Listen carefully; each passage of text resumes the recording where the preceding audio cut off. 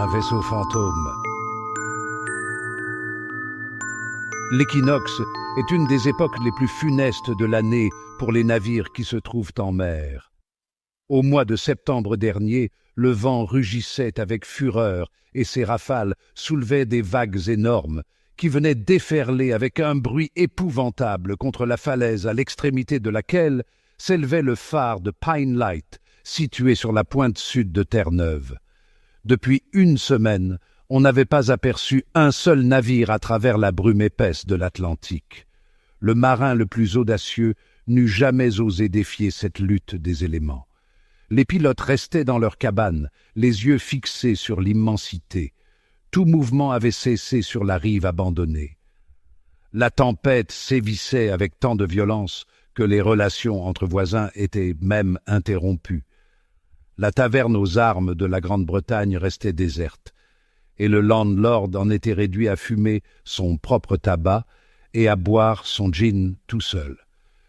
Si quelque être humain se montrait de temps à autre sur la plage, c'était le père ou la mère d'un marin absent, ou bien un vieux pilote plus hardi que les autres qui cherchait à lire dans les nuages dispersés à l'horizon si le tornado équinoxial se prolongerait encore longtemps. Tous se dirigeaient vers le Pine Light, et là, abrités par les murs de cette construction massive, ils restaient de longues heures, assis en silence, étudiant les pronostics du ciel et cherchant à découvrir une voile qui se faisait trop attendre. Une pluie salée rebondissait contre les parois de l'édifice. Les algues, les coquillages de la mer, soulevés en spirale, voltigeaient dans l'air et retombaient lourdement sur la rive. Le gardien du phare, quoique plus exposé aux rages de l'ouragan, n'était pas moins le seul qui gardât une impassibilité inébranlable. Jack Harris, né à Pine Light, avait été de très bonne heure abandonné à ses propres forces par ses parents, trop pauvres pour songer à l'élever.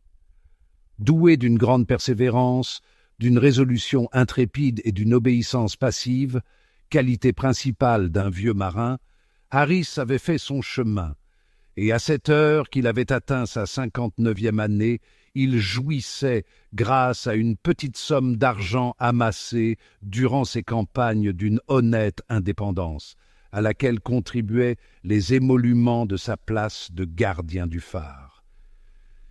Taciturne de son naturel, il n'exprimait généralement ses pensées que par un regard, un signe de tête, un geste de la main. Si le ciel était pur, il observait le plus parfait mutisme. On eût dit qu'il n'avait ni le temps ni la volonté de s'occuper des autres. Toute son attention se portait sur la mer.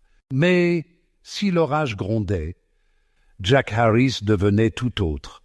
Son visage s'épanouissait, sa langue reprenait ses fonctions habituelles et son esprit devenait dispos comme celui d'un jeune homme.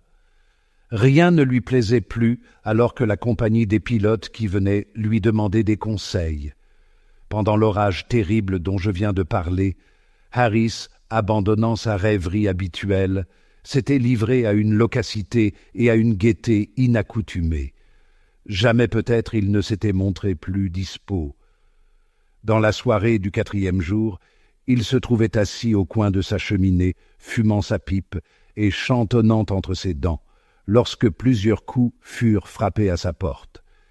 Il se leva avec empressement, alla ouvrir et se trouva en présence de 8 marins du hameau de Pine Light qui venaient en faire la veillée avec lui.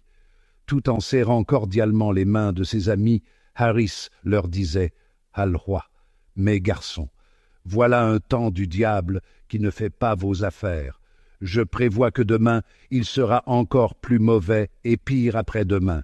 Ça va mal, my boys, ça va mal. » Le réflecteur du phare est noirci par la fumée que le vent repousse dans l'intérieur de l'appareil. J'ai toute la peine du monde à le maintenir brillant. Je suis d'avis que la tempête sera terrible demain. Chaque ami du gardien du phare prit place autour d'une table sur laquelle Harris plaça des verres, de l'eau chaude, quelques citrons et un flacon rempli de whisky. Lorsque les grogs furent préparés et toutes les pipes chargées et allumées, un des pilotes dit à Harris, « Voyons, maître, expliquez-nous comment il se fait que vous soyez si gai pendant le mauvais temps et si taciturne aussitôt que le soleil reparaît et que la mer devient meilleure. Cela nous semble à tous fort extraordinaire et très incompréhensible. Mordieu, mes camarades, vous avez tort d'être étonnés, car l'orage, qui effraie les poules, les femmes et les enfants, ranime au contraire le véritable matelot. Un marin qui a peur pendant la tempête emploie toute la force qui lui reste à se cramponner au bordage de son navire, et ce navire-là ne tardera pas à faire naufrage. La mer a ses secrets terribles, ses terreurs mystérieuses. À ce propos, mes amis, je veux vous raconter une histoire qui date de 5 ans et qui s'est passée près de la côte qui fait face au Canada. « Parlez, parlez !» s'écrièrent tous les matelots en se rapprochant du rocking-chair sur lequel se balançait le vieillard. Les verres furent remplis de nouveau, et Harris commença en ces termes. « Il y a 5 ans de cela, je revenais de Calcutta à Québec, à bord d'un navire anglais de Liverpool. C'était précisément à l'époque de l'année où nous nous trouvons. Notre voyage ne fut signalé par aucun événement remarquable, jusqu'au moment où nous eûmes doublé le cap de sable, qui termine la presqu'île de la Nouvelle-Écosse. Mais alors, les pronostics d'une affreuse tempête se manifestèrent tout à coup. L'horizon se rétrécissait de minute en minute et ressemblait, à s'y méprendre, à un voile funèbre dont les replis s'agitaient par la force du vent.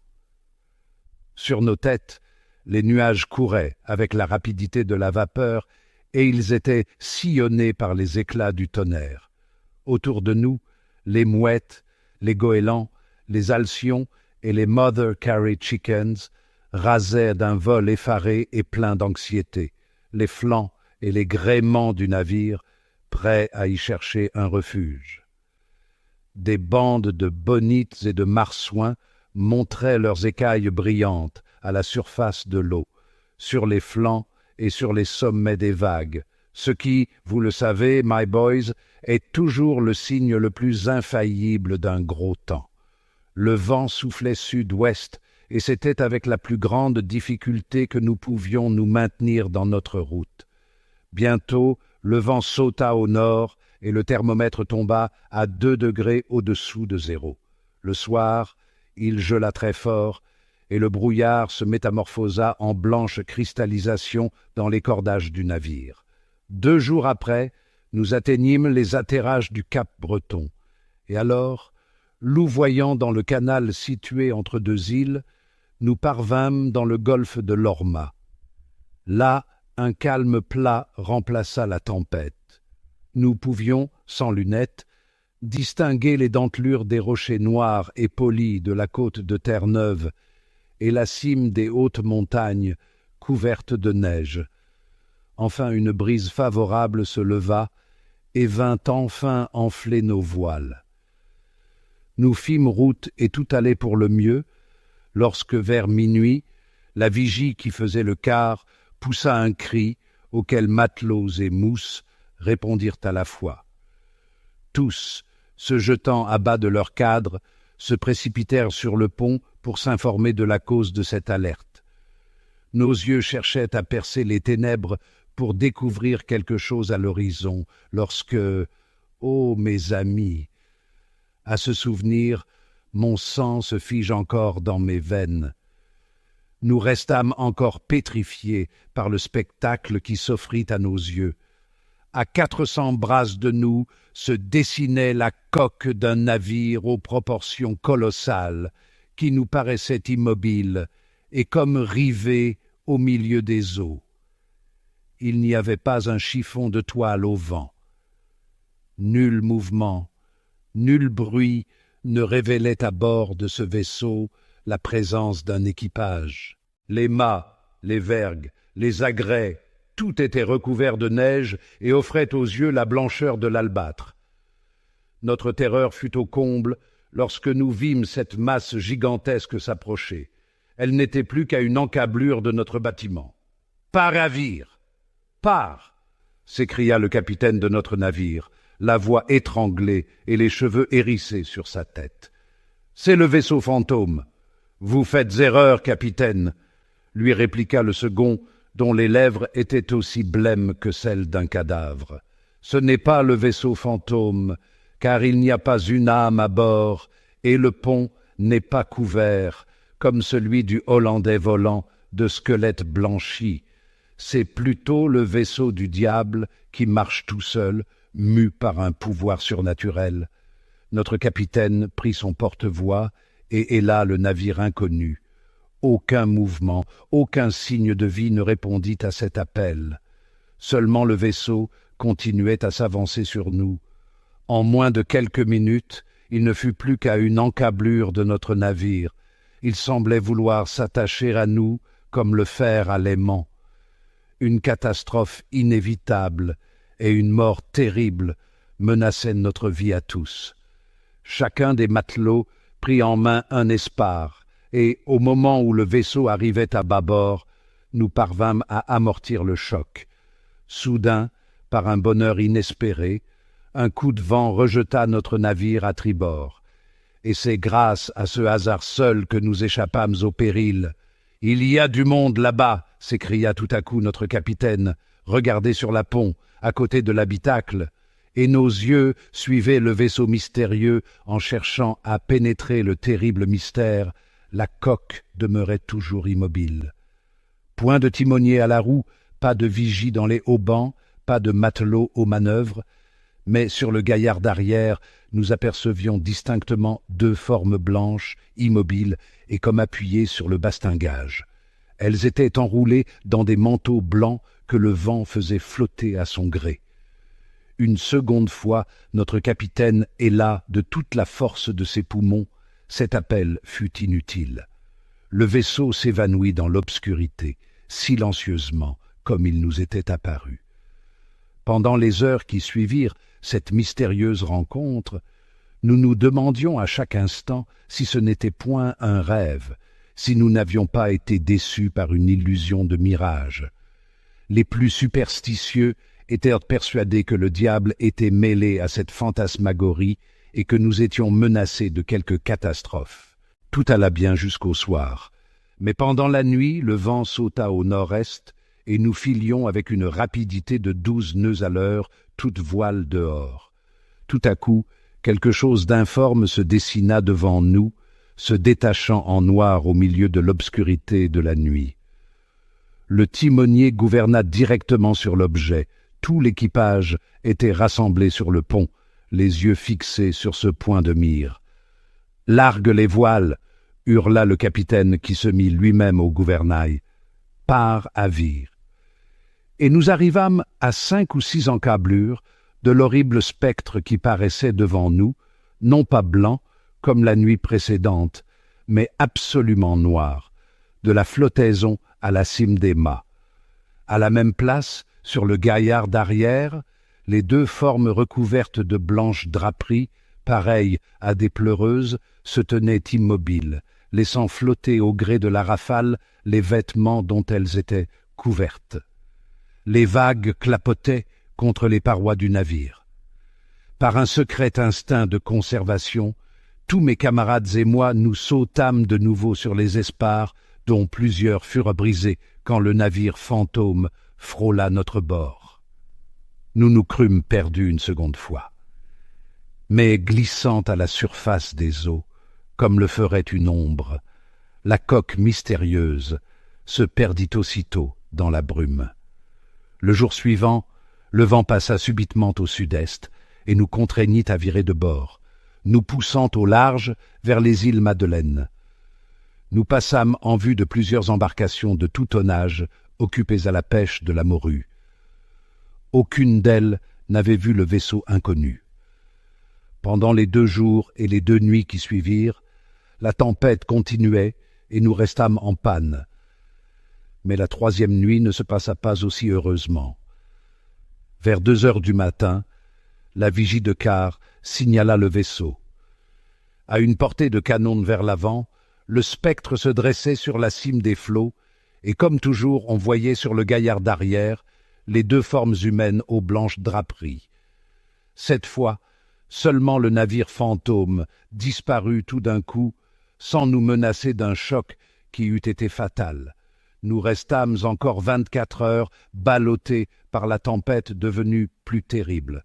Mais vers le soir, nous aperçûmes devant nous, calme comme une mare d'eau douce, le port de Pine Light, qui semblait nous convier à chercher un refuge dans son enceinte. Le rocher qui forme la pointe nord de l'autre côté de la tour du phare s'élevait majestueusement à l'horizon, et, devant nous, le phare envoyait comme aujourd'hui sa gerbe de rayons, dont les mouvantes clartés ricochaient au loin sur les vagues. Le capitaine se décida à venir attendre à Pine Light la fin de la tourmente. Tandis que nous approchions de la côte, l'air fut ébranlé par une épouvantable détonation. Les coups se suivaient à des intervalles égaux, avec une rapidité croissante. Et pourtant, l'atmosphère était pure et limpide. Malgré cela, nous ne voyions rien, et il nous était impossible de découvrir d'où venait ce bruit qui ressemblait à celui d'un combat naval. Tout à coup, la vigie s'écria « Le vaisseau! Voyez-là, devant nous !» En regardant dans la direction de son bras tendu, nous le découvrîmes en effet, pris entre deux rochers du côté du petit îlot qui longe au nord la côte, dans la direction du Labrador.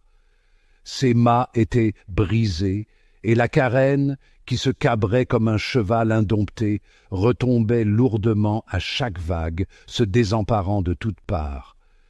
Les formes humaines dont j'ai déjà parlé laissaient apercevoir leurs silhouettes blanches chaque fois que la lame éparpillait son eau phosphorescente le long des parois de l'épave. Sur la rive du continent, tout s'agitait aussi.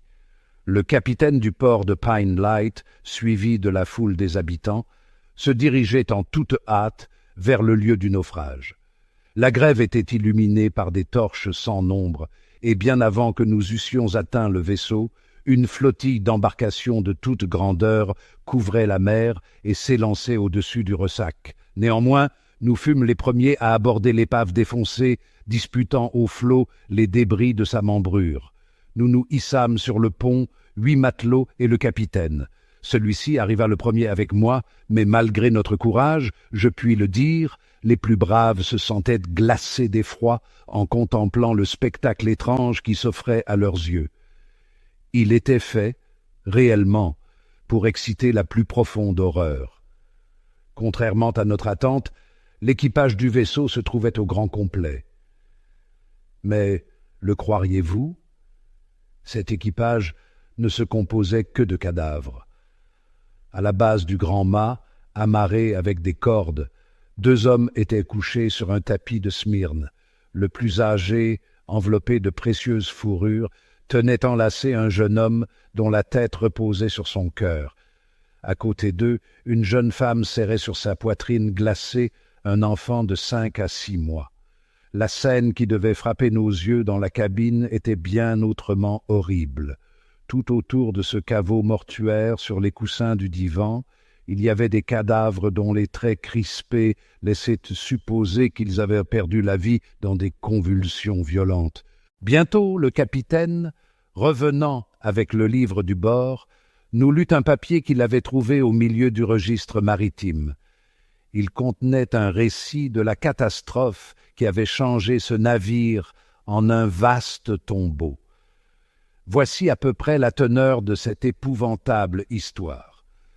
Le San Cristobal appartenait à un armateur de Lisbonne.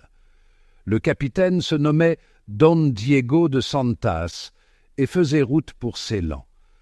Son fret consistait en vin de Porto, en caisses de cinabre et en plusieurs tonnes d'arsenic. Peu de temps avant de quitter Lisbonne, Don Diego avait épousé Donna Manelita de Penaflor, jeune fille d'une grande beauté qui avait voulu l'accompagner à la mer. Donna Manelita avait été promise par ses parents à un homme d'un caractère violent et audacieux, aux manières rudes et grossières. mais elle s'était toujours opposée avec une résistance respectueuse à la volonté de sa famille, déclarant qu'elle entrerait dans un couvent plutôt que d'épouser un cavalier pour lequel son cœur n'éprouvait que de la répulsion. Don Alvar, c'était le nom de cet homme abhorré, instruit de la réponse de Donna Manelita, ayant aussi découvert que Don Diego de Santas était son rival, résolu de se venger d'une manière terrible si les amants se mariaient jamais. En attendant, il employa toutes sortes de menaces pour empêcher cette union. En dépit de cet obstacle, le mariage eut lieu. Mais comme les nouveaux mariés connaissaient Don Alvar, ils résolurent de quitter Lisbonne pour mieux se dérober aux atteintes de leur ennemi. Don Alvar, instruit de ce projet, résolut de les accompagner. Il se déguisa avec une habileté sans égale et vint s'offrir au capitaine du San Cristóbal, Don Diego lui-même, en qualité de cambusier. Il fut accepté. Dès ce moment, ce misérable, demeurant inconnu au jeune époux et à sa femme, tint dans ses mains la vie de tous les deux à la fois. Il remarqua avec soin quels mets ils mangèrent de préférence et quel vin ils buvaient, et, une fois ces renseignements obtenus, il basa là-dessus ses plans de vengeance. Il ouvrit une tonne d'arsenic et mélangea au vin et aux aliments une quantité de ce poison plus que suffisante pour donner la mort à tout l'équipage. Ceci se passait le 5e jour après le départ du San Cristóbal. Don Diego, à l'occasion du jour anniversaire de sa naissance, avait organisé une fête à laquelle il avait convié tous les passagers de son navire. L'équipage n'avait pas non plus été oublié. Tous les matelots buvaient à la santé de leur capitaine et de sa jeune épouse. C'était la mort qu'ils buvaient. Dès que Don Alvar reconnut les ravages produits par son atroce vengeance, lorsqu'il comprit que seul de tous les passagers du navire, de tout l'équipage, il allait rester vivant au milieu de tant de cadavres, l'effroi et le remords entrèrent dans son âme, et cédant au vertige que donne à la raison le trouble de la conscience, il se précipita dans les flots, qui se refermèrent sur lui pour toujours. Don Diego conserva assez de force pour écrire les détails sommaires de cette catastrophe sur le papier trouvé dans le livre du bord. 5 heures après ce fatal repas, le San Cristóbal n'était plus qu'un vaste cercueil abandonné à la merci des flots.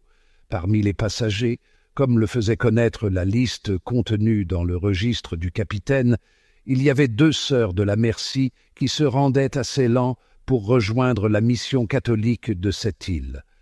C'étaient les 2 personnages aux vêtements blancs dont les formes fantastiques nous avaient effrayés. Sans nul doute, les infortunées n'avaient pris qu'une faible quantité de vin empoisonné et elles avaient probablement espéré, en montant sur le couronnement du navire, éprouver quelque soulagement au grand air. Étroitement serrées dans les bras l'une de l'autre, elles avaient, dans un embrassement suprême, attendu la mort à laquelle tous les passagers avaient succombé. D'après la date de cette note écrite par Don Diego de Santas, l'horrible catastrophe avait dû s'accomplir la veille du jour où nous avions aperçu pour la première fois ce navire que nous prenions pour le vaisseau fantôme, la terreur des matelots. Nous nous hâtâmes de quitter cette scène de désolation. D'ailleurs, il nous était impossible de séjourner plus longtemps à bord du San Cristóbal.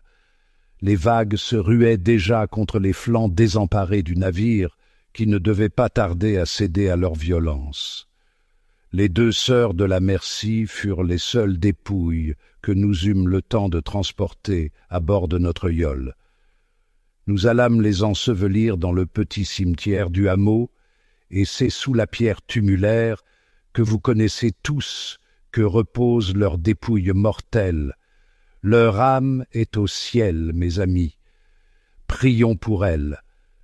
Le lendemain du naufrage du San Cristóbal, il ne restait plus aucun vestige de cette épave. Les vagues avaient tout brisé, tout emporté. « Allons, » ajouta le vieux Harris en s'adressant à son auditoire. « Il est tard, mes enfants. Vous ferez bien de rentrer chez vous. Adieu et bonne nuit. »